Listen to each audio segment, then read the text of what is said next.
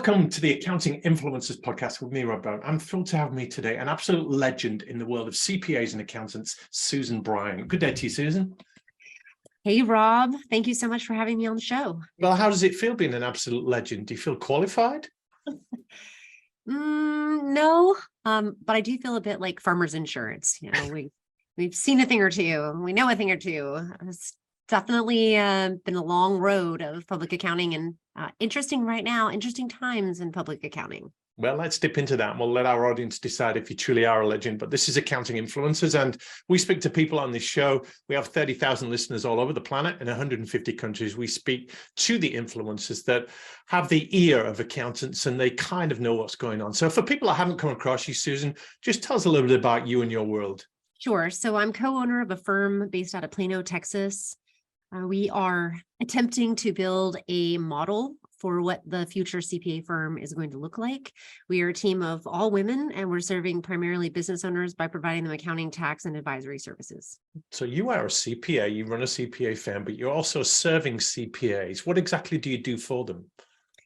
Well, I really attempt to make their lives better and easier by sharing every bit of knowledge that I have accumulated in my career, point them to new technologies, new tools, help them to understand trends, read books, all the different things that I feel like if I had summarized for me, it would have changed my world many, many moons ago. Yeah.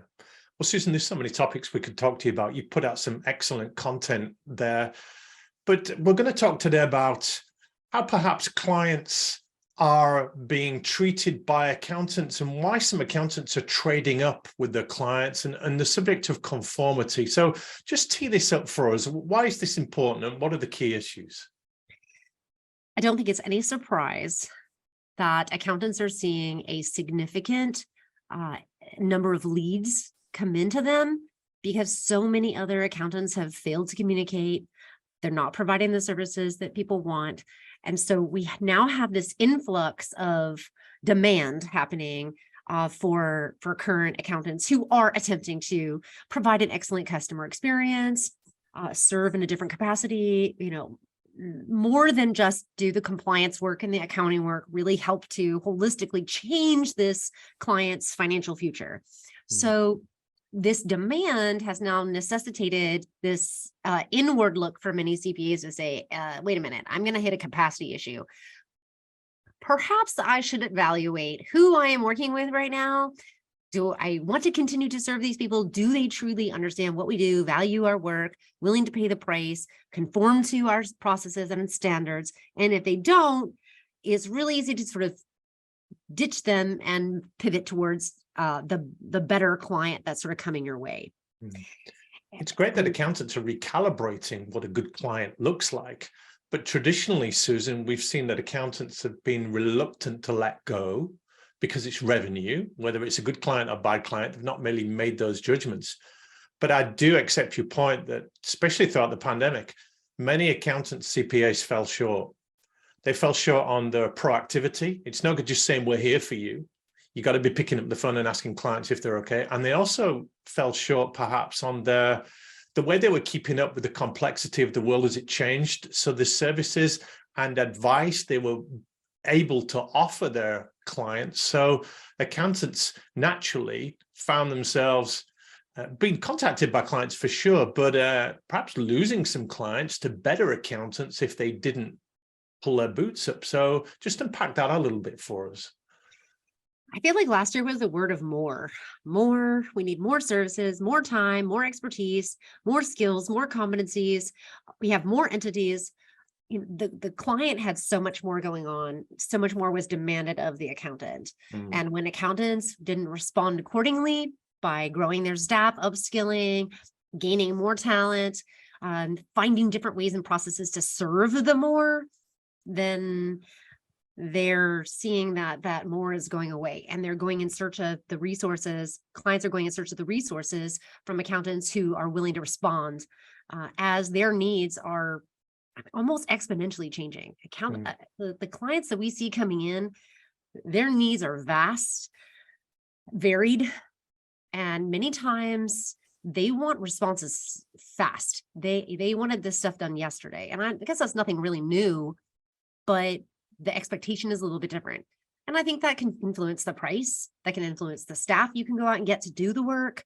There's a lot more that can change for the better for your firm by getting those types of clients in the door.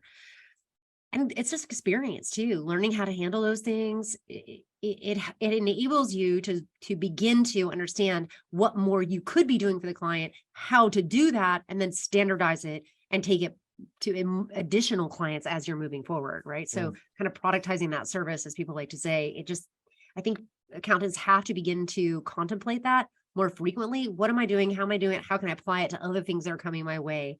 Create the systems and processes, and then have the expectations set so when the client comes in, there is conformity from the beginning, and then the work is easy. And then it's a positive experience for everybody. I was just reading a blog post this morning that millennials really want to enjoy the people that they work with. Well, don't we all? Like, I don't know if there's anything different between me and a millennial there. I don't want to work for the bad clients. I'm not inspired and motivated to do that. I want to work with the clients who are eager to use us in the way we want to, and consume our services in the way we want them to be consumed. And are you getting a sense, Susan, from the many CPAs that you speak to, that whereas before a client would probably stick with an accountant for life, there's a lot more, in the UK, we call it switch business.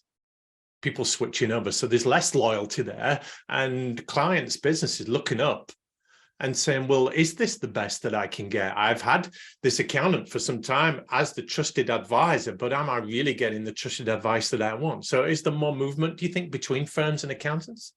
Oh, absolutely.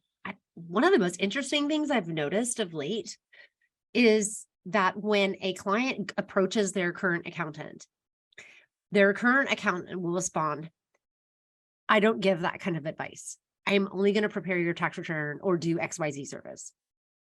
So they're absolutely outright now saying, I don't offer that type of advice, which is, I think, a really interesting thing, because I think they're maxed out capacity wise, even mentally, I can't do anymore. Like, and now it's sort of like, how sort of like, talk to your kids and like, your bad feelings will find a way of coming out. I feel like they're finally getting squeezed out of these accountants who are just done. And so it's now revealing itself, and I just don't do that. And so that pushes the client away from that accountant, saying, okay, well, thanks for finally being honest with me. And they go in search of someone else to do that. So yes, I do think that for the clients who feel underserved and finally get that affirmation, you're never going to get this advice from me, they are going to go in search of an accountant and re-examine the basis of that relationship. What does it look like? Why do I want to work with this person? What am I really expecting? And ask a lot more detailed questions.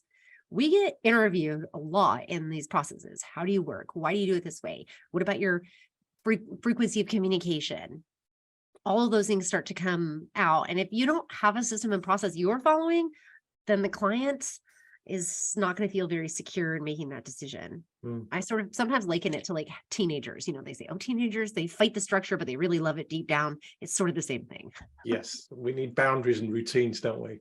That's right. We'll go into a bit more of the standardized processes that make for a good client and help them conform. But just going back to your point, busy accountants that are jaded and overloaded and overstressed, in some ways, Susan, they're to be applauded for saying no to stuff. We've been telling them to calibrate their services for some time and be really honest and not keep saying yes to things and getting overloaded. So if they just want to do compliance, great.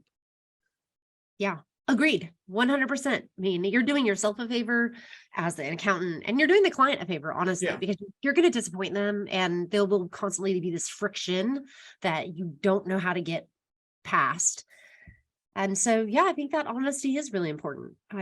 There has been a lot of discussion, among the client, the CPA community, to really be honest about the clients you want to serve and how you want to serve them, defining your service lineup, or even what your ideal client looks like. I know that's sort of, some overused terminology there, but really drilling down to what it is you love to do. Why are you in this profession to begin with?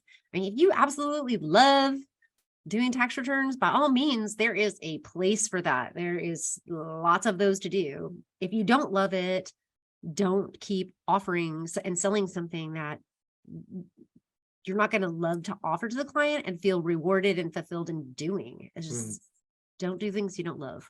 Well, CPAs are not known for their agility and their ability and appetite for change. When we look at the distribution curve of adoption, this is the classic curve, Susan. You'll have seen it many times about the early adopters and the laggards and the late adopters. So when we talk about accountants that are proactive, that are very close to their clients and are able to deal with this kind of complexity we're talking about, and we'll take clients from other firms, is it a huge proportion of the profession that are able to do that? Are we just talking about maybe a top 10, 15% of CPAs here?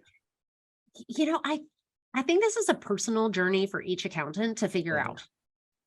I don't think there's any particular profile, any type of size firm. You just find these gems of people who have made this mindset shift from the traditional growing up in accounting industry to like, wait a minute, there's a better way. And they've seen the light, and maybe they've, done some research and studying and reading and been enlightened this way, that when they have this mindset shift, it unlocks this potential for them to serve in a different capacity.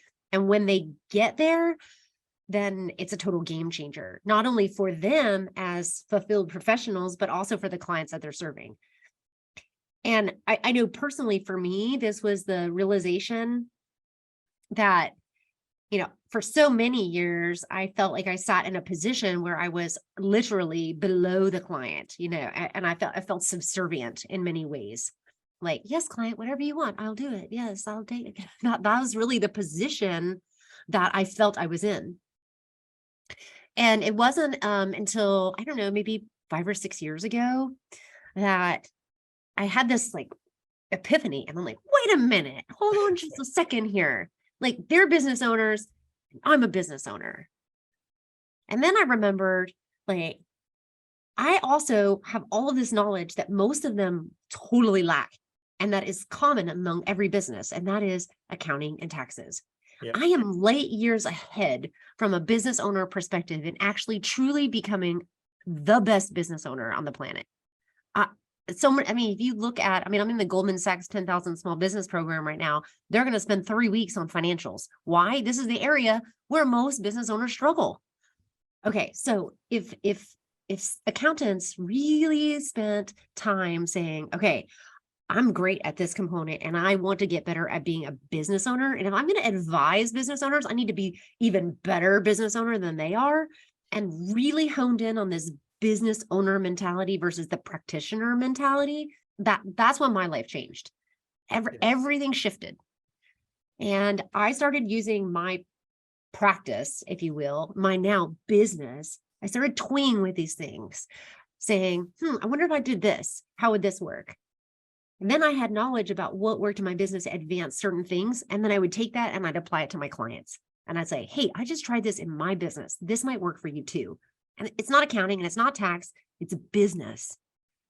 That's ultimately what your clients are looking for from you, is for you to give them these tried and true things as another fellow business owner. Feed them the advice that's going to help increase profitability, drive efficiency.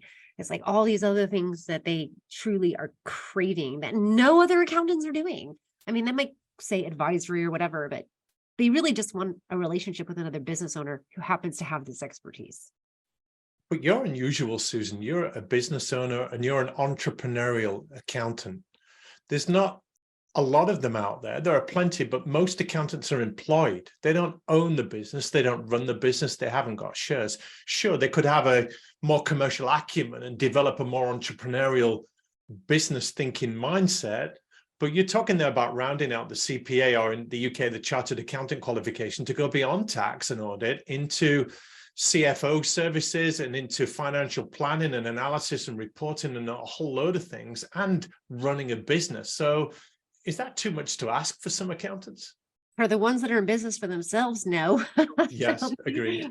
But I do also think that we've sort of conditioned accountants who are in employee type positions to be treated as employees and have an employee mentality, even though the clients they're serving are entrepreneurs. Yeah. So this is my whole, this is why I think salaries for accountants is fundamentally flawed, because there's no incentive for them to advise their clients better. we're just going to pay you the same amount. You do more work or less work or what, it doesn't even matter. You have no incentive to help your clients even more.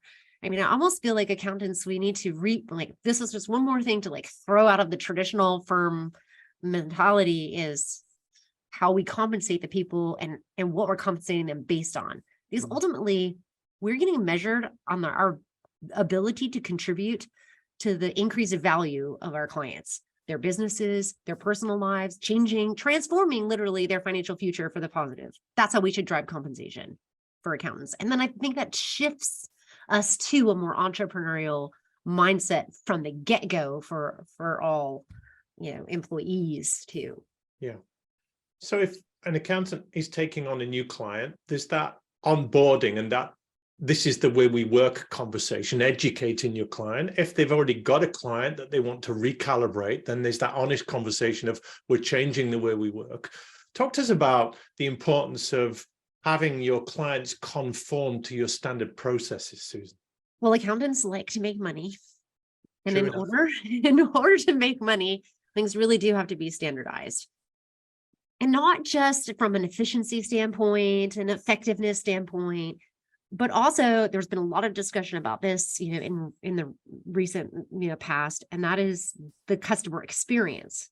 So in order to maintain consistency from one client to the next among all of your staff, right? You're thinking like McDonald's hamburger from California, New York, it's the same. The concept is the same in the firm.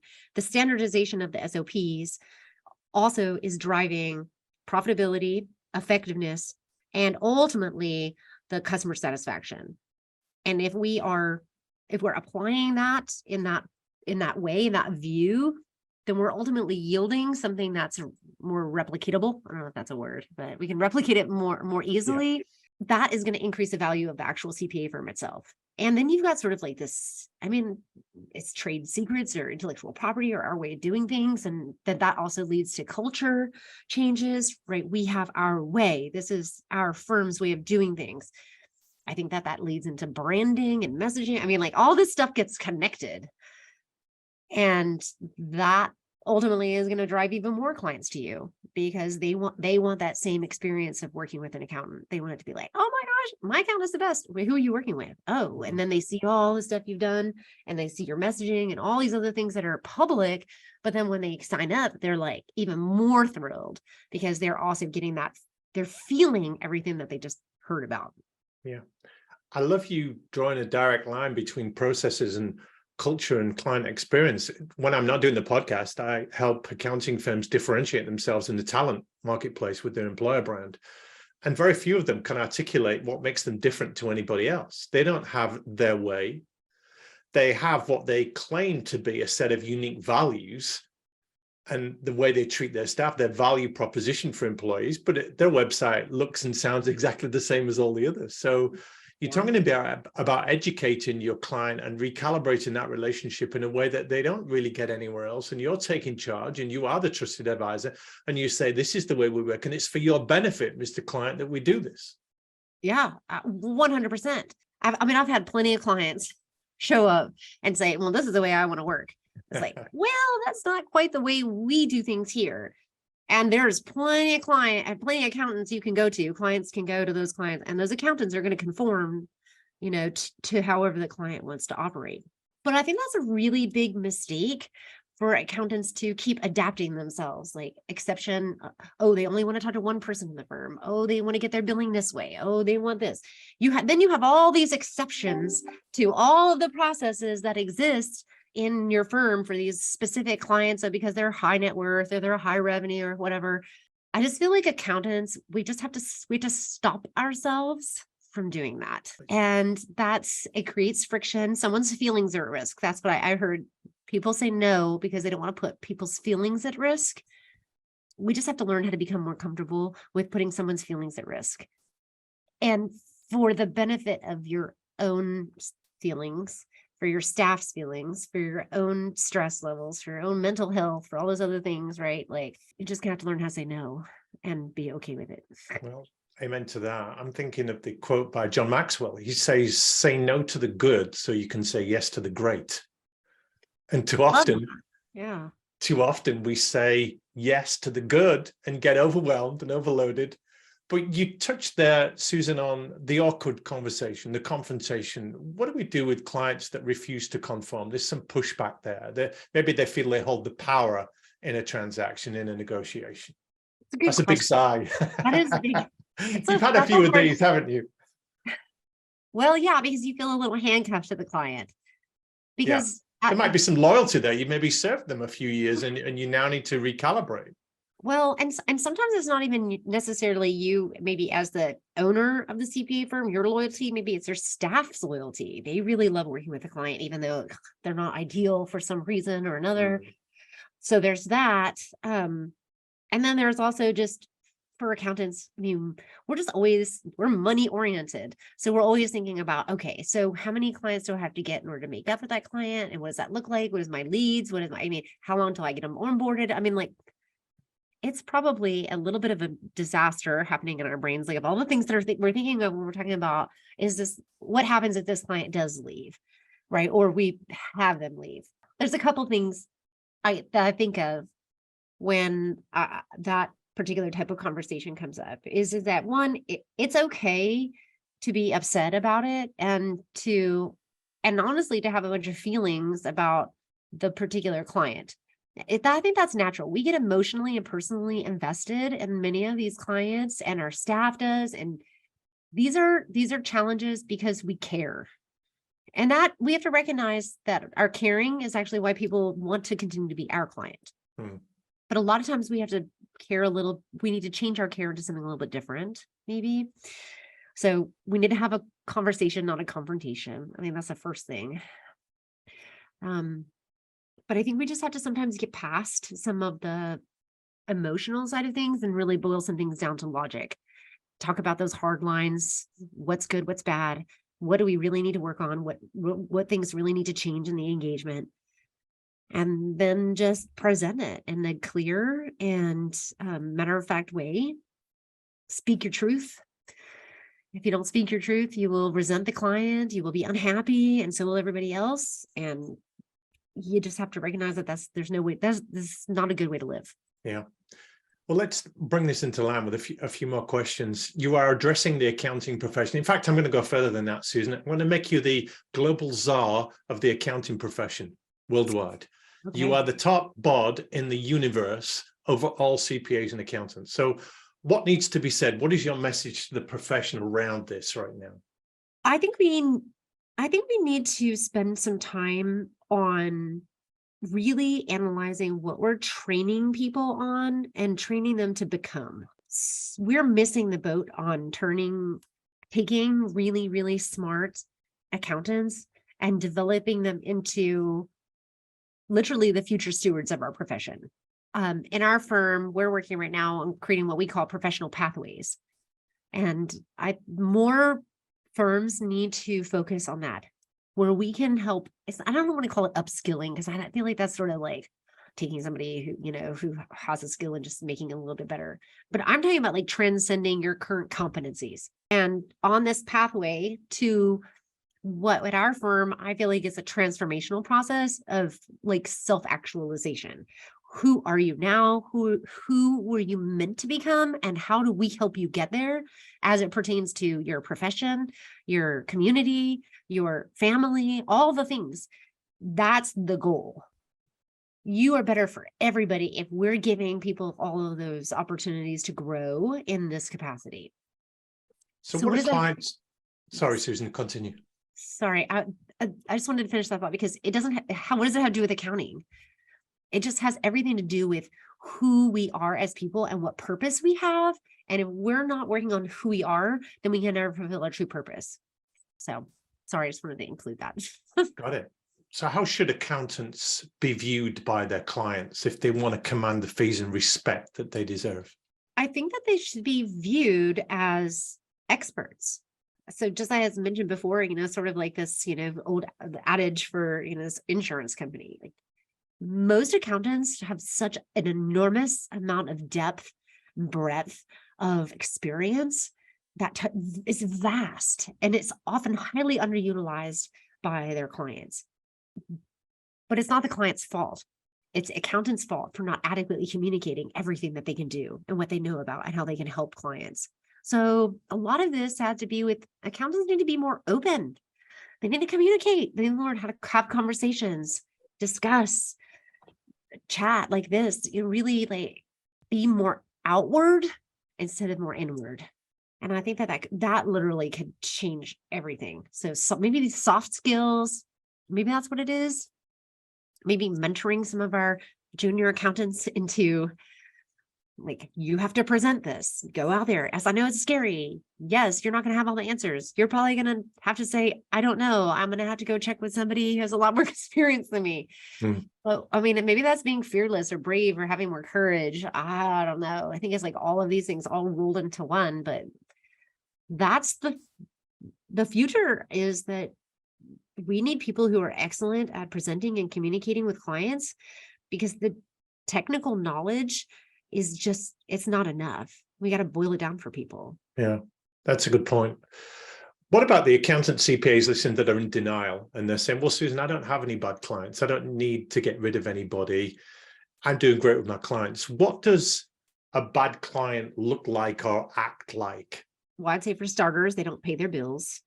Right.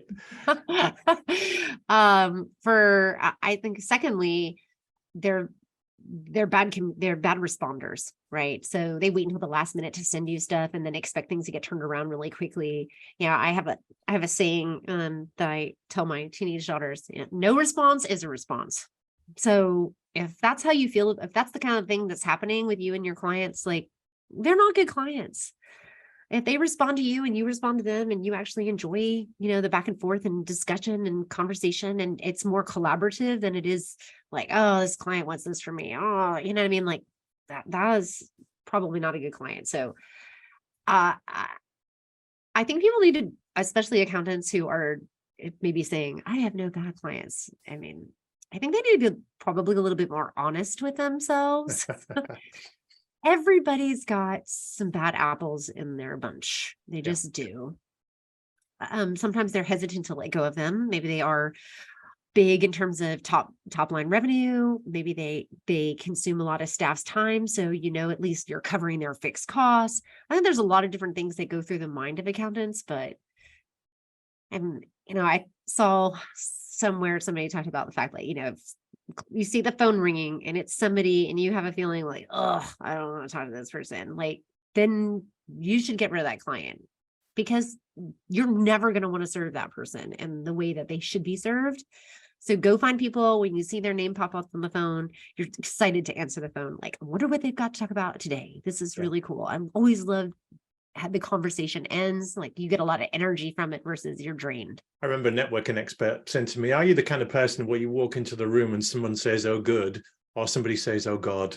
It's that, I like that. When their name pops up on your phone. Susan, this is terrific. I'm going to ask you to close in a minute with some final thoughts, words of encouragement for our listeners to put their clients on notice so they feel that they might be at risk of being ditched if they're too hard to work with. So practically, what might they do pretty quickly? But just before that, if people are loving what you're saying and they chime with you and the stuff you're talking about, how might they get in touch with you and have a conversation? Because you're open to that, right?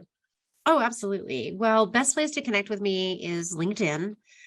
Otherwise, email sbryant@mbgcpa.com would always be great. And I welcome questions and I love to talk with other accountants and just cheer them on. This is hard work, incredibly stressful, very difficult, and we need to stick together and help each other to, keep on going on. Well, in the many other things that you do, Susan Bryant, cheerleader of accountants, I think that works really well. You've definitely got that. So let's finish, Susan. Final thoughts, call to arms, if you like. What can accountants and CPAs do to trade up with their clients and really put them on notice that they won't stand for this kind of stuff anymore? They are raising their game and the clients can come with them or get off the bus. Hope is not a course of action. I just read that. Not a strategy, is it? So, just you're going to have to do it. Just be brave and go have one conversation at a time and talk to the clients and explain to them your challenges and and get them on board or get them out of your life.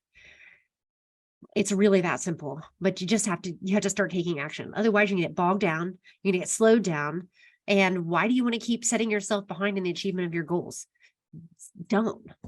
So I think we got to just get out of our own way. Love that. And we repeat, say no to the good so you can say yes to the great. Susan Bryant, that's been magnificent. Thank you so much for your passion and your insights today. Well, thank you so much, Rob, for having me on the show. I really appreciate it. It was great to chat with you.